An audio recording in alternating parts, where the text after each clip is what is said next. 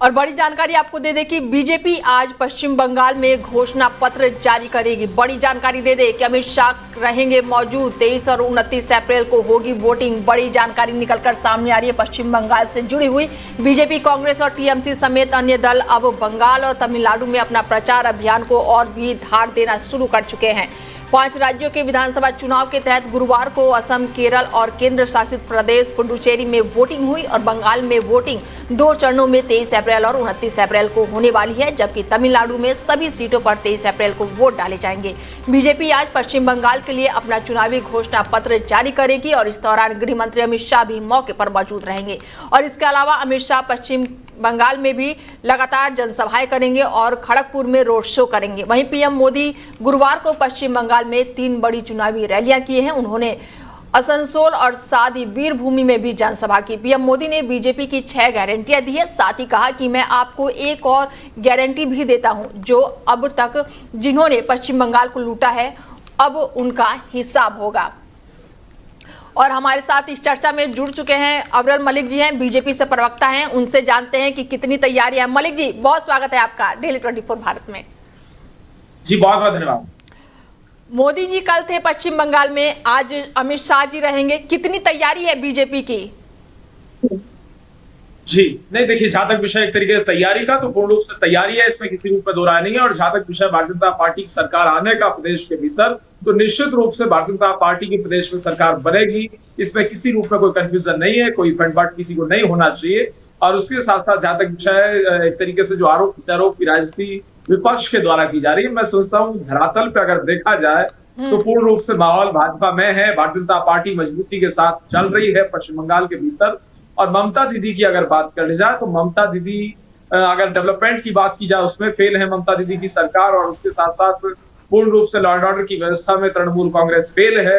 और जहां तक विषय एक तरीके से विकास की बात, तो हर क्षेत्र के विकास की अगर बात की जाए, चाहे किसानों के विकास की बात की जाए, कृषि क्षेत्र के विकास की बात की जाए, या फिर एक तरीके से कृषि क्षेत्र में उन्नति की बात कर ली जाए, वेस्ट बंगाल के इकोनॉमिक डेवलपमेंट की बात की जाए, प्राइवेट सेक्टर में इन्वेस्टमेंट की बात की जाए, या फिर बात हो हेल्थ सेक्टर के डेवलपमेंट की, एजुकेशन सेक्टर के डेवलपमेंट की, लिटरेसी रेट की वेस्ट बंगाल के, हायर एजुकेशन की, तो किसी प्रकार से अगर किसी भी एक तरीके से पैमाने पर अगर बात कर जाए, तो पूर्ण रूप से वेस्ट बंगाल की गवर्नमेंट, स्टेट गवर्नमेंट फेल्ड नजर आ रही है, बिल्कुल स्पष्ट है। और केंद्र सरकार की योजनाओं में किस रूप में अड़ंगा डाला जाए, मैं समझता हूँ ये लोगों की चिंता रहती है, तो बहुत दुर्भाग्यपूर्ण है, बहुत चिंताजनक है। और इसी कारण से बंगाल की जनता परिवर्तन चाहती है। और अंधेरा छटेगा, सूरज निकलेगा और निश्चित रूप से कमल खिलेगा, इसमें कोई दो राय नहीं। बिल्कुल। ऐसे में मलिक जी, बीते दिनों प्रधानमंत्री नरेंद्र मोदी पहुंचे थे, 6 गारंटियां तो वो दे चुके हैं, पर आज क्या लग रहा है, जो गारंटी आने वाली है, जो घोषणा पत्र आने वाले हैं, महिलाओं के लिए क्या कुछ खास रहेगा?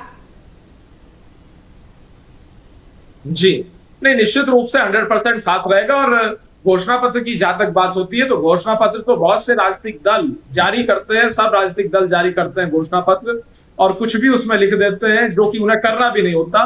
लेकिन हमारे घोषणा पत्र की एक खासियत है, भारतीय जनता पार्टी के घोषणा पत्र की एक खासियत है, जो हम कहते हैं वो करते हैं, और जो होना चाहिए वही लिखते हैं, और जो करते हैं वही उसके अंदर मेंशन करते हैं। ये हमारी बिल्कुल स्पष्टता है। उत्तर प्रदेश में हमारी सरकार आई 2017 में, जितना हमने घोषणा पत्र में लिखा था, एक एक पॉइंट को पूरा करने का काम किया। दिल्ली में हमारी सरकार आई, एक एक पॉइंट को पूर्ण रूप से काम करने, एक तरीके से काम कर रही है। उत्तर प्रदेश में सरकार आई थी, हमने कहा था पहली कैबिनेट बैठक में 1-1 लाख रुपए तक का ऋण माफ करेंगे लघु एवं सीमांत किसानों का पूरे उत्तर प्रदेश में, और वो हमने किया। और पहली कैबिनेट बैठक में योगी जी के नेतृत्व वाली में हुआ। और इसी प्रकार से अगर बात की जाए बंगाल की, तो बंगाल में नारी सशक्तिकरण, महिला सुरक्षा पे हमारा पूरा फोकस रहेगा। प्राइवेट सेक्टर इन्वेस्टमेंट हो, या बेरोजगारी मुक्त बंगाल का निर्माण हो, रोजगार युक्त बंगाल का निर्माण हो, राज्य स्तरीय महंगाई मुक्त बंगाल का निर्माण हो, या फिर एक तरीके से बात हो गुंडे माफिया आपराधी किस्म के लोगों को जेल भेजने का, तो निश्चित रूप से सबके ऊपर कठोरतम कार्रवाई होगी। इसमें किसी रूप में कोई कंफ्यूजन नहीं है। और जहां तक विषय एक तरीके से पुलिस प्रशासन का, पुलिस प्रशासन जनता के लिए होता है, लेकिन आज वो जनता के लिए नहीं है। ये दुर्भाग्यपूर्ण है बंगाल प्रदेश के भीतर, क्योंकि अगर कोई आपराधिक प्रवृत्ति का कोई भी तत्व अगर सत्ता के द्वारा संरक्षित होता है, तो उसके विरुद्ध कोई कार्रवाई नहीं होती है। ये भी सबने देखा और देखने को इतिहास में मिला। और वहां अगर बात कर ली जाए लॉ एंड ऑर्डर की, तो स्टेट सब्जेक्ट होता है। अगर कॉन्स्टिट्यूशन के नजरिए से देखा जाए, तो उस आधार पर अगर बात कर ली जाए, तो स्टेट गवर्नमेंट पूर्ण रूप से उसके लिए जिम्मेदार होती है। और हम पूर्ण रूप से अच्छा लॉ एंड ऑर्डर देंगे, सुशासन देने का काम पश्चिम बंगाल की जनता को करेंगे। इसमें कोई कंफ्यूजन नहीं है, और उसी को एक तरीके से दृष्टिगत रखते हुए ये मैनिफेस्टो आएगा। ठीक है मलिक जी, ममता बनर्जी जो है वो लगातार एसआईआर का मुद्दा उठा रही हैं, और इधर प्रधानमंत्री या फिर मैं बीजेपी की बात कर लूं तो वो घुसपैठिया का मुद्दा उठा रहे हैं।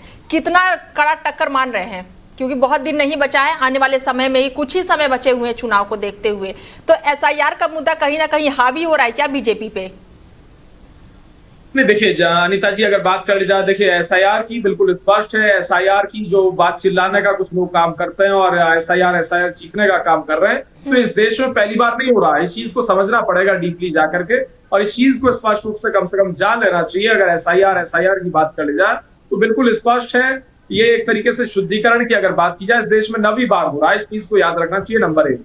नंबर 2, जहां तक विषय एसआईआर का, बिल्कुल स्पष्ट है। अगर एक तरीके से बात की जाए ग्राउंड लेवल पे, वोटर लिस्ट को अपडेट करने का और अपग्रेड करने का इसमें काम हो रहा है, तो इसमें समस्या क्या है? और जो फर्जी वोटर हैं उन्हें काटने का काम हो रहा है, और जो ओरिजिनल वोटर हैं उन्हें जोड़ने का काम हो रहा है। सही है, तो बिहार में एसआईआर हुआ था, वहां पर भी विपक्ष ने बहुत शोर शराबा किया था। अभी एसआईआर पश्चिम बंगाल में भी हुआ, वहां पर भी देखने को मिल रहा है, ममता दीदी कह रही हैं कि वोटर हमारे काटे गए हैं, वोटर लिस्ट से हमारे वोटरों के नाम हटाए गए हैं। नहीं, अगर कोई वोटर कटा है और रियल वोटर है, ओरिजिनल वोटर है, वो आपत्ति दर्ज कराएगा, वो क्योंकि यहीं मौजूद है, वो आपत्ति दर्ज कराएगा, उसका वोट पुनः बनेगा, इसमें कोई कंफ्यूजन नहीं है। लेकिन डबल वोट्स नहीं होने चाहिए।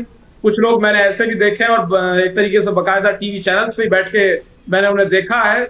वो रहने वाले एक तरीके से उत्तर प्रदेश के हैं, आजमगढ़ के हैं, बलिया के हैं, या फिर उनके वोट रजिस्टर्ड अगर हैं तो बंबई में हैं, वो क्योंकि मुंबई में रह रहे हैं और यहाँ भी वोट रजिस्टर्ड है, दो जगह वोट वो चला रहे हैं अपना। तो इस तरीके से नहीं होना चाहिए। अब मैंने उनसे सवाल किया कि क्या यहाँ भी रजिस्टर्ड है, क्या वहां रजिस्टर्ड है, उनके पास कोई जवाब नहीं था। अब मुझे मालूम नहीं उनके 2 वोट है, 3 वोट है, 1 वोट है, क्या है, लेकिन हाँ, ये स्पष्टता बिल्कुल होनी चाहिए कि 2 वोट नहीं होने चाहिए किसी प्रकार से, और 2 वोट किसी के नहीं हो सकते हैं, और 2-2, 3-3 वोट बिल्कुल ना हो, और 1 वोट हो पूरे देश में। ये स्पष्ट रूप से हमारा मानना है। नंबर 2, वेरिफिकेशन बहुत जरूरी है, वेरिफिकेशन होना अनिवार्य है। नंबर 3, जहां तक विषय है फर्जी वोटरों का, वो कटने चाहिए। घुसपैठियों के वोट नहीं बनने चाहिए, फर्जी दस्तावेज के आधार पर वोट नहीं बनने चाहिए।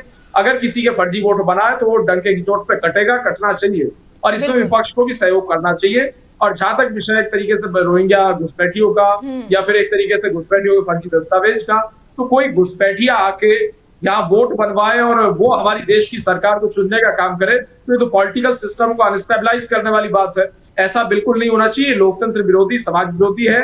और जहां तक विषय विपक्ष के विरोध करने का, विपक्ष हर चीज पे विरोध करता है, एसआईआर पे विरोध करता है, ईवीएम से वोट डल रही है उसमें विरोध करता है, चुनाव होता है उसमें कुछ ना कुछ निकाल के विरोध कर देता है, इलेक्शन कमीशन जो चुनाव कंडक्ट कराता है उसका विरोध करता है, चीफ इलेक्शन कमिश्नर का विरोध करता है।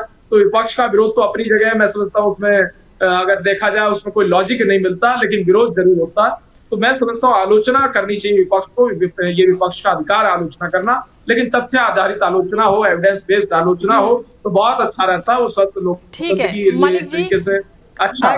ठीक है, एक सवाल मेरा आपसे और है कि घुसपैठियों को लेकर कल प्रधानमंत्री नरेंद्र मोदी ने भी बहुत कुछ बोला भरे मंच से, और अमित शाह ने भी ट्वीट करके बोला है कि अब पश्चिम बंगाल में परिवर्तन जरूरी है। तो घुसपैठियों को लेकर क्या कुछ आगे की रणनीति होगी अगर बीजेपी आती है तो, या फिर आज मैनिफेस्टो जारी होने वाला है उसमें भी क्या घुसपैठियों के लिए कुछ ऐलान होगा? नहीं, रणनीति कुछ नहीं होगी। रणनीति बनाने की इसमें जरूरत ही कहाँ है। ये जितने घुसपैठी हैं उनको सबको चयनित किया जाएगा और बाहर निकाला जाएगा, क्योंकि इनके लिए हम रणनीति बनाए ऐसी मैं समझता हूँ कोई आवश्यकता नहीं है। कोई घुसपैठिया है, वो एक तरीके से अवैध कब्जा जमाने का काम कर रहा, उन्हें चयनित करके बाहर निकाले जाने की आवश्यकता है और सबको चयनित किया जाएगा। नंबर 2, जहां तक विषय तरीके से जो इलीगल दस्तावेज बने हुए हैं उन पे भी कार्रवाई होगी, और कौन अधिकारी थे जिन्होंने इस टाइप के दस्तावेज बनवाए हैं वो भी देखा जाएगा। और जहां तक विषय तरीके से एसआईआर की, तो एसआईआर पूर्ण रूप से नागरिकों के अधिकार को सुरक्षित करने के लिए, संरक्षित करने के लिए है। और जहां तक विषय ये ईवीएम का एक तरीके से चिल्लाते हैं जब ये चुनाव हार जाते हैं, लेकिन जहां जीत जाते हैं वहां ईवीएम नहीं कहते हैं, और इसी ईवीएम के माध्यम से इनकी सारी सरकारें, ममता दीदी भी ईवीएम के माध्यम से मुख्यमंत्री हैं, पंजाब में भगवंत मान मुख्यमंत्री ईवीएम के माध्यम से हैं, सुखविंदर सुक्खू ईवीएम से मुख्यमंत्री हैं, राहुल गांधी, प्रियंका गांधी, अखिलेश यादव जी, वो सब सांसद अगर हैं तो ईवीएम की देन है, ईवीएम के माध्यम से हैं। तो जहां जीत जाए वहां अच्छा है, जहां हार जाए वहां ईवीएम निकल आता है। ईवीएम पे ही ठीकरा फोड़ा जाता है, लास्ट में तो ईवीएम पे ही मुद्दा आ जाता है। एक सवाल मेरा आपसे और रहेगा कि कितना लग रहा है कि इस बार ये कड़ा मुकाबला जो है बीजेपी के पक्ष में आएगा। जी देखिए, मैं समझता हूँ इसमें कोई कड़ा मुकाबला नहीं है। ये लगभग 70 से 75% सीट, जहां तक मेरा अनुमान है, भारतीय जनता पार्टी जीत रही है। ममता दीदी तो पिछली बार विधायक नहीं बनी थी, लेकिन हाँ मुख्यमंत्री बन गई थी। इस बार भी विधायक बनती वो नजर नहीं आ रही है, जो जमीनी स्तर की बात है। और जहां जहां से मुझे एक तरीके से सुनने को मिल रहा है, जमीनी स्तर पे जितने कार्यकर्ता, जितने लोग, डिस्ट्रिक्ट कमेटी जो मेरे टच में है, डिस्ट्रिक्ट लेवल की भारतीय जनता पार्टी जो सर्वे आ रहे हैं, ग्राउंड के कार्यकर्ताओं सर्वे आ रहे हैं, बिल्कुल स्पष्ट है, एकदम हरी झंडी है, भारतीय जनता पार्टी जीत रही है और प्रचंड और पूर्ण बहुमत की सरकार पश्चिम बंगाल के भीतर हमारी बन रही है और हमारा मुख्यमंत्री बन रहा है, इसमें कोई दो राय नहीं। ठीक है, जुड़ने के लिए बहुत शुक्रिया मलिक जी आपका। जी बहुत बहुत धन्यवाद। बता दें कि पश्चिम बंगाल में चुनाव होने वाले हैं और जिसको लेकर आज बीजेपी अपना घोषणा पत्र जो है वो जारी करने वाली है। ऐसे में अमित शाह जो है वो मौके पर मौजूद रहेंगे। 23 और 29 अप्रैल को यहां पर वोटिंग होगी और बीजेपी आज पश्चिम बंगाल में अपना घोषणा पत्र जो है वो जारी करने वाली है।